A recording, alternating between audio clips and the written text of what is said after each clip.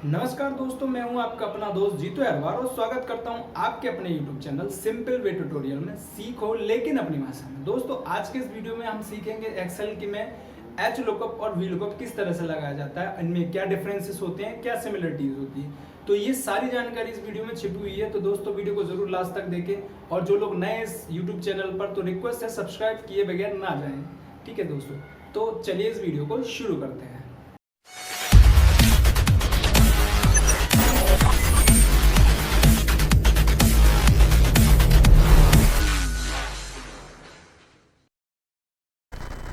दोस्तों अब हम वी लुकअप का फॉर्मूला सीखेंगे। वी लुकअप का फॉर्मूला बताने से पहले मैं आपको कुछ जानकारी दे दे रहा हूँ वी लुकअप के बारे में। वी लुकअप का जो फॉर्मूला है, वी लुकअप और वर्टिकल लुकअप दोनों के नाम से जाना जाता है। इसको जो फॉर्मूला रहता है ये वर्टिकल वैल्यूज़ को ही रिफ्लेक्ट करता है, वर्टिकल वैल्यूज़ को ही आपको रिप्रेजेंट करता है, एक जगह से दूसरी जगह उठा के देता है। ठीक है, तो इसका यूज़ वो केवल और केवल वर्टिकल वैल्यूज़ को रिफ्लेक्ट करने के लिए होता है। ऊपर से नीचे की तरफ ये वैल्यू को उठाता है, आगे साइड से, पीछे साइड से कभी नहीं उठाता है, केवल आगे साइड से वैल्यू उठा के देगा, बैक साइड से नहीं, फ्रंट साइड से वैल्यूज़ को उठा के देता है वी लुकअप।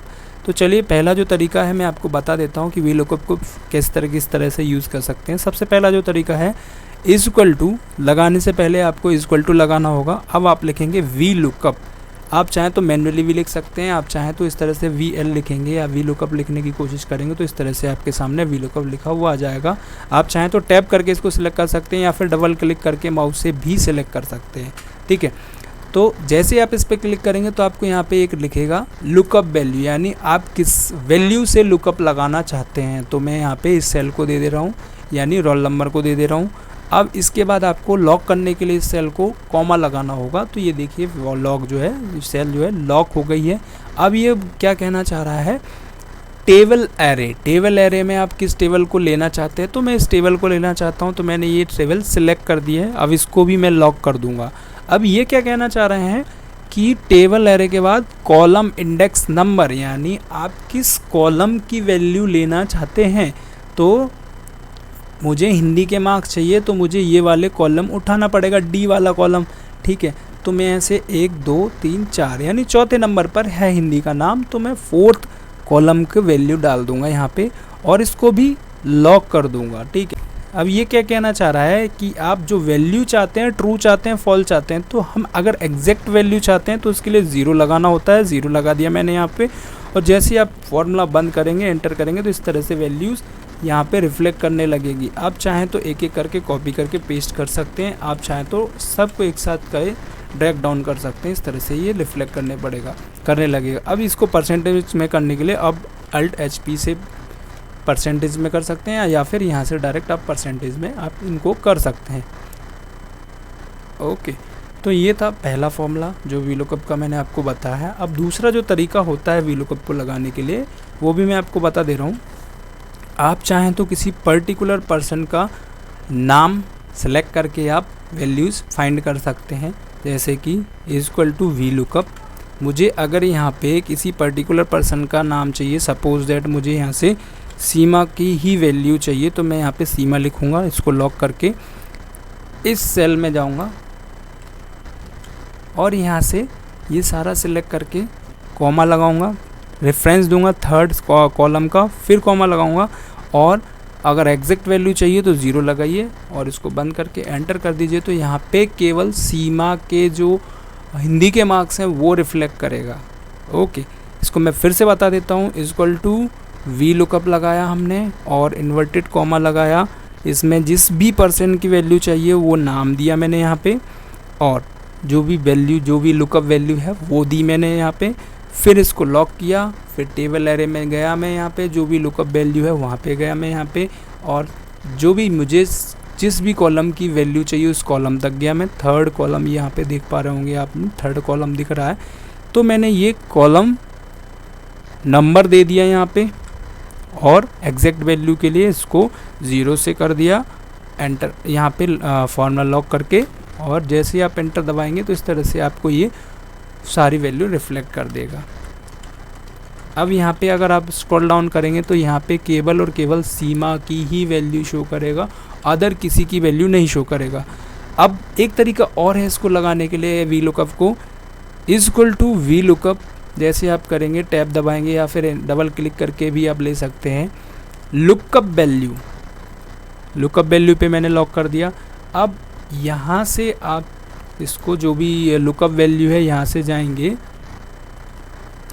जो यहाँ पे लुकअप वैल्यू है यहाँ से आप इसको टेबल एरो को कम्प्लीटली सिलेक्ट कर लीजिए और लॉक करके सेल नंबर दे दीजिए, जो भी सेल नंबर आपका है 4,0 और कोष्ठक बंद कर दीजिए। एंटर करेंगे तो इस तरह से ये वैल्यू आपको रिफ्लेक्ट कर देगा। फिर से मैं बता देता हूँ आपको, is equal to V lookup इस तरह से आप लगाएंगे। मैं ये सारी वैल्यू हटा देता हूँ।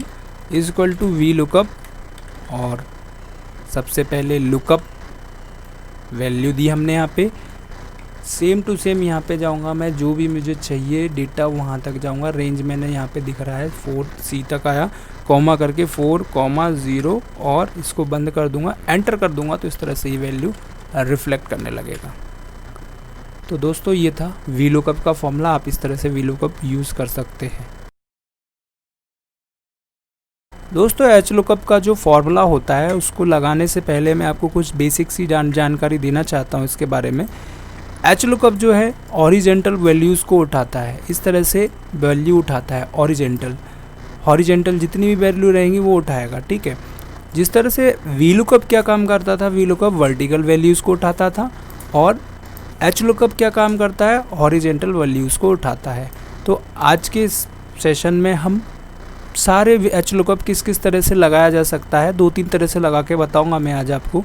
तो चलिए देखते हैं किस तरह से ये यूज़ किया जाता है। ये जो शीट है यहाँ पे मैंने कुछ रोल नंबर लिए हुए हैं, नाम लिए हुए हैं, मैथ का मार्क्स लिया हुआ है, हिंदी का मार्क्स लिया हुआ है। हमारे पास इंग्लिश का मार्क्स नहीं है, हमें ये वर्टिकली चाहिए, बट यहाँ पे हमारे पास ओरिजेंटल है। अगर वी लुकअप से हम यूज़ करेंगे तो नहीं आ पाएगा क्योंकि ये वर्टिकल नहीं है, ये ओरिजेंटल है। तो यहाँ पे हम एच लुकअप का उपयोग करते हैं।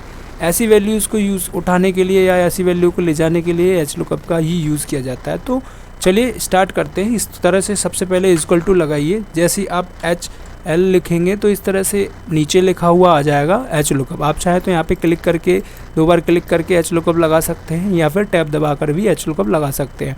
अब ये कहना चाह रहा है कि लुकअप वैल्यू किससे आप लुकअप लगाना चाहते हैं, किस वैल्यू से आप लुकअप लगाना चाहते हैं, वो वैल्यू इसको शो करनी होगी। तो हम इसको रेफरेंस दे देते हैं और इसको कॉमा लगा देते हैं, ठीक है।